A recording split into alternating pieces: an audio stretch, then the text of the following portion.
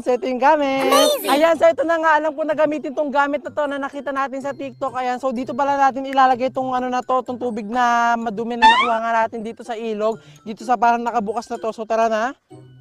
Tapos ikakabit daw natin siya dito.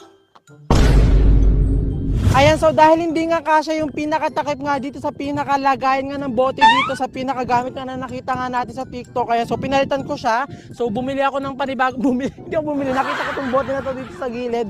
So lalagyan ulit natin siya ng tubig dito sa ilog at ipapasok na natin siya dito sa gamit na to. So tara na, ayan. So mukhang okay na tong tubig na to. So ilagay na natin siya dito sa pinakagamit na to at titignan natin kung talaga malilinis niya at pwede na natin siyang inumin. So tignan nyo, kasyang-kasya na siya. Ayan, kapag siya pinasok, tapos inikot-ikot.